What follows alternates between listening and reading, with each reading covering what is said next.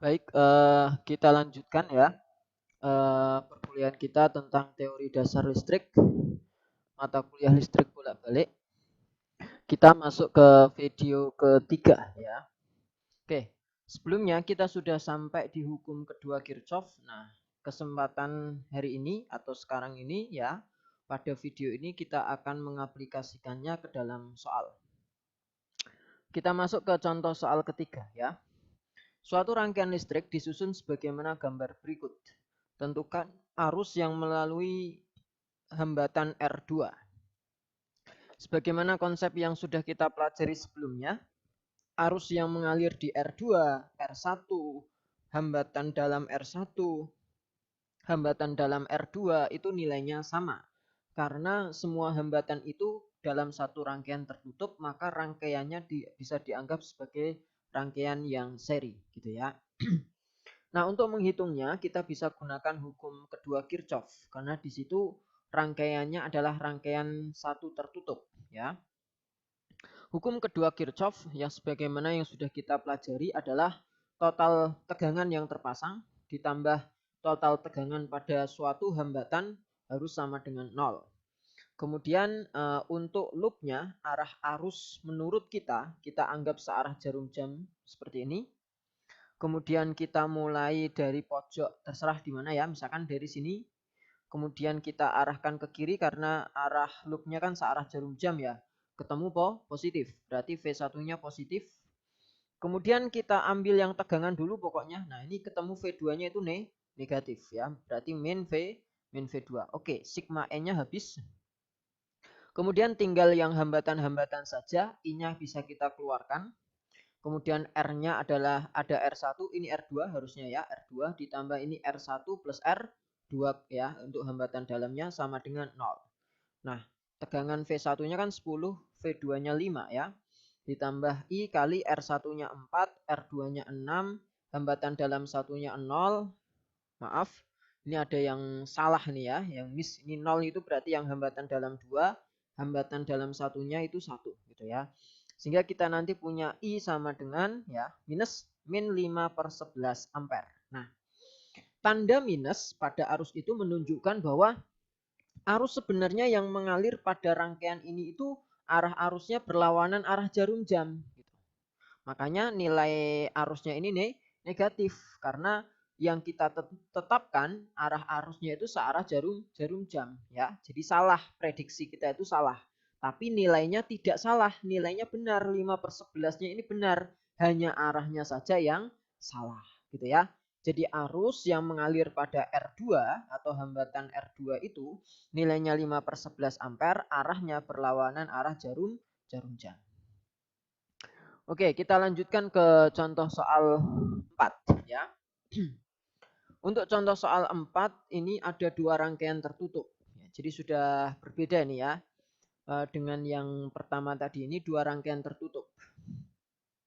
Di mana terdiri dari R1, R2, dan R3 yang sudah diketahui hambatannya masing-masing dan juga ada tegangan V1, V2, dan V3 yang terpasang begitu ya.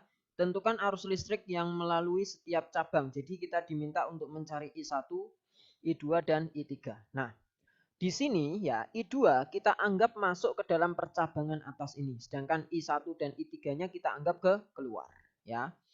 Ini hanya anggapan saja supaya nanti loopnya yang kita tetapkan ini berlawanan arah jarum jam, yang satunya searah jarum jam. Tidak harus seperti ini, tapi biar mudah saja ya kita tetapkan begini. Jadi I2-nya itu masuk ke percabangan, I1 dan I3-nya keluar, sehingga nih arah arah loopnya kita anggapnya ya berarti karena sesuai dengan I2 dan I1 maka berlawanan arah jarum jam. Sedangkan yang di kanan karena menyesuaikan I2 dan I3 maka arah loopnya searah jarum jam. Berarti di sini nanti ada dua hukum Kirchhoff kedua ya. Jadi yang kiri sendiri, yang kanan sendiri ya. Oke.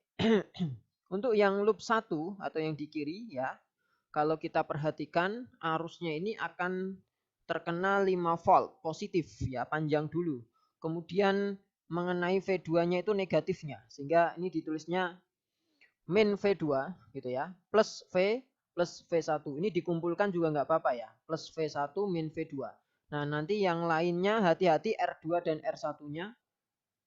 Untuk R2-nya ya, untuk R2-nya di sini I-nya arus yang mengalir di R2 itu I2 karena yang di tengah kan.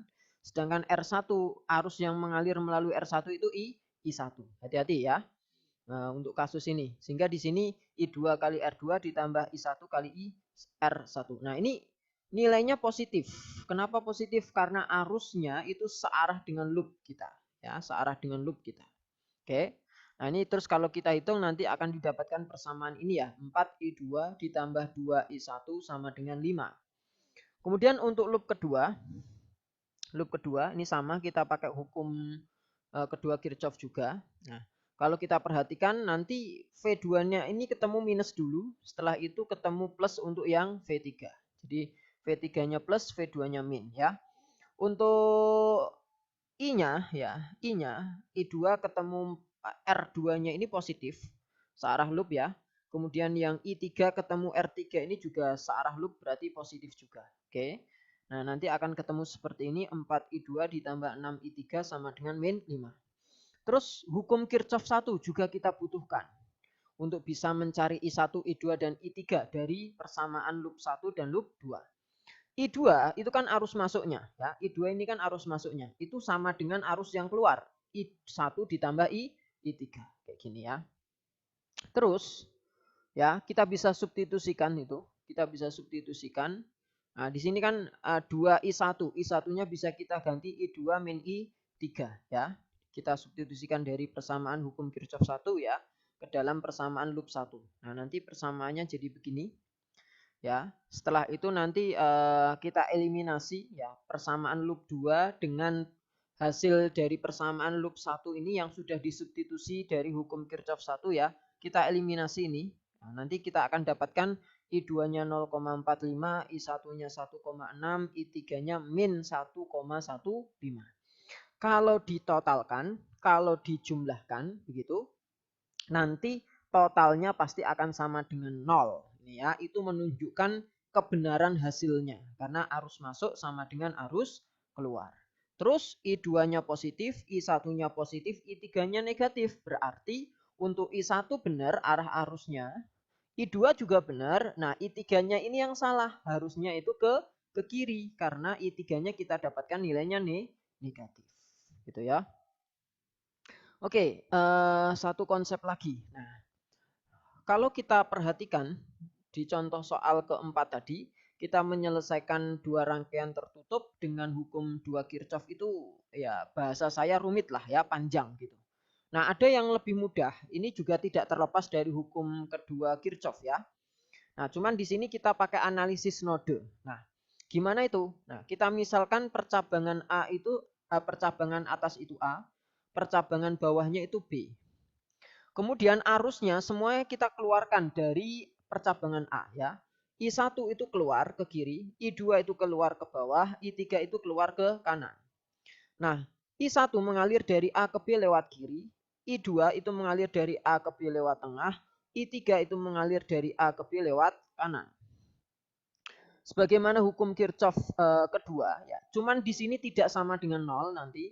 Kenapa? Karena mengalirnya itu tidak satu rangkaian tertutup penuh. Jadi tidak dari A ke B terus ke A lagi, tapi hanya A ke B saja ya. Maka saya tulis VAB itu total tegangan yang terpasang ditambah total tegangan pada hambatan. Sehingga kita punya arusnya itu sama dengan ini ya. VAB min sigma E tegangan yang terpasang dibagi hambatan yang terpasang. Terus kita pakai hukum pertama Kirchhoff yaitu I1 ditambah I2 ditambah I3 itu harus sama dengan 0 gitu ya. Terus I1 bisa diambil dari persamaan ini masuk ke sini, cuman E-nya diganti E1, R-nya diganti R1.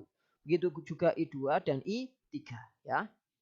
Nah, kita langsung saja ke aplikasinya karena kalau seperti ini konsep begini itu kadang masih ngambang ya di pikiran. Gimana cara mengaplikasikannya gitu, masih bingung gitu ya. Oke, kita aplikasikan saja. Nah, contoh soalnya persis seperti tadi ya. Contoh soal nomor 4 tadi. Oke, kalau kita aplikasikan gitu, maka yang di kiri ya, yang di kiri kita perhatikan. Yang di kiri, maka I1-nya nanti akan ketemu V1 ya. Berarti 5. Sesuai dengan persamaannya. Ini ya, min 5 dibagi hambatannya, hambatan yang ada di kiri tadi adalah 2. Sedangkan yang di tengah itu ketemu tegangannya 10, hambatannya 4. Sedangkan yang di jalur kanan itu tegangannya 15, hambatannya itu 6. Gitu ya. Nah, ketemunya positif terus ya, ketemunya positif terus sehingga langsung dimasukkan aja nilainya 5, 10, 15 gitu ya. Nah, kalau nanti ketemunya negatif dulu berarti min jadi plus ini. Ini karena soalnya kebetulan ketemunya plus dulu ya langsung 5, 10, 15. Ini min ini sudah rumusnya. Terus setelah itu kita samakan penyebutnya, maka nanti didapatkan seperti ini.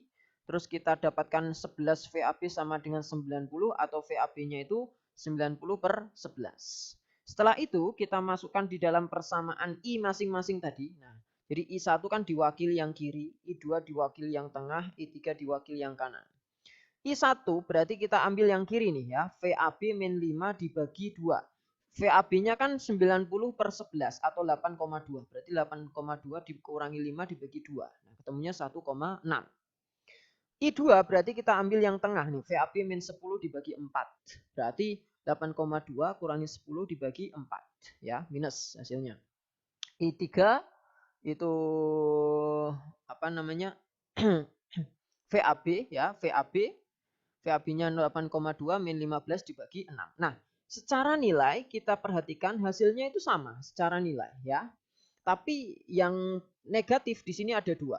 Artinya I2 dan I3. Nah, kenapa kok ada 2 ya? Karena arah I2-nya tadi kan kalau aturan pertama itu kan masuk. Nah, di sini kan kita keluarkan. Nah, makanya salah ini. Harusnya masuk. Benar yang pertama tadi arah arusnya. Tapi memang kalau pakai analisis rangkaian node itu arusnya semua harus dikeluarkan. Tidak boleh ada yang masuk gitu ya. Nggak apa-apa. Jadi di sini nggak ada masalah meskipun dia negatif gitu ya. Berarti I2 dan I3 itu harusnya masuk ke dalam titik A. Hanya I1 saja yang keluar gitu ya. Seperti itu untuk aturan ya menyelesaikan dua rangkaian tertutup dengan analisis node. Nah, nanti kalian bisa tanya-tanya, diskusi di kolom komentar di video ini. Kemudian ini tugasnya bisa dikerjakan ya. Aturan pengumpulannya seperti biasa. Oke, cukup perkuliahan untuk hari ini. Ada 3 video, silahkan dipelajari semuanya dan dikerjakan tugasnya. Dari saya, mohon maaf kalau ada yang salah. Terima kasih. Wassalamualaikum warahmatullahi wabarakatuh.